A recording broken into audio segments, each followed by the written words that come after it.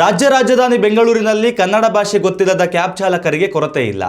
ಆದರೆ ಇದೀಗ ಕನ್ನಡ ಬರದ ಕ್ಯಾಬ್ ಹಾಗೂ ಆಟೋ ಚಾಲಕರಿಗೆ ಹೊಸ ಸಂಕಷ್ಟವೊಂದು ಎದುರಾಗುವ ಸಾಧ್ಯತೆ ದಟ್ಟವಾಗಿದೆ. ಮಹಾರಾಷ್ಟ್ರದಲ್ಲಿ ಮರಾಠಿ ಬಾರದ ಕ್ಯಾಬ್ ಚಾಲಕರ ಲೈಸೆನ್ಸ್ ರದ್ದು ಮಾಡಿದ ರೀತಿಯಲ್ಲಿಯೇ ಕರ್ನಾಟಕದಲ್ಲಿಯೂ ಕನ್ನಡ ಬಾರದ ಕ್ಯಾಬ್ ಚಾಲಕರಿಗೆ ನಿಯಮಾವಳಿ ರೂಪಿಸಬೇಕು ಎಂಬ ಕೂಗು ಜೋರಾಗಿ ಕೇಳಿ ಬರುತ್ತಿದೆ.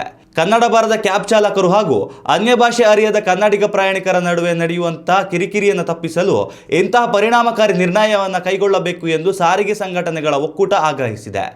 ಈ ಸಂಬಂಧ ಸಿಎಂ ಸಿದ್ದರಾಮಯ್ಯರಿಗೂ ಪತ್ರ ಬರೆಯಲು ನಿರ್ಧರಿಸಲಾಗಿದೆ. ಮಹಾರಾಷ್ಟ್ರ ಸರ್ಕಾರವು ಮೇ 1ರಂದು ಮಹಾರಾಷ್ಟ್ರ ದಿನಾಚರಣೆಯ ಪ್ರಯುಕ್ತ ಈ ನೂತನ ನಿಯಮವನ್ನು ಜಾರಿಗೆ ತರುತ್ತಿದೆ.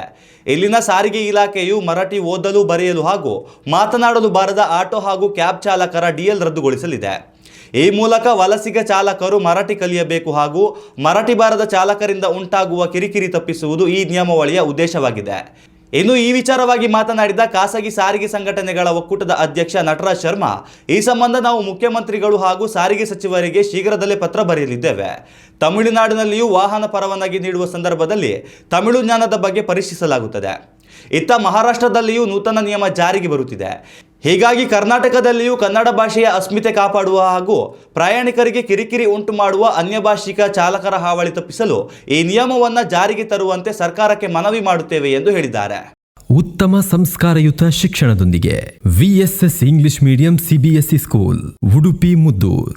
ನರ್ಸರಿಯಿಂದ 10ನೇ ತರಗತಿವರೆಗೆ ಶಿಕ್ಷಣದ ಜೊತೆಗೆ 5ರಿಂದ 10ನೇ ತರಗತಿವರೆಗಿನ ವಿದ್ಯಾರ್ಥಿನಿಯರಿಗೆ ಉತ್ತಮ ಹಾಸ್ಟೆಲ್ ಸೌಲಭ್ಯವೂ ಇದೆ. ನಿಮ್ಮ ಮಕ್ಕಳ ಪ್ರವೇಶಾತಿಗಾಗಿ ಈ ಸಂಖ್ಯೆಗೆ ಕರೆ ಮಾಡಿ.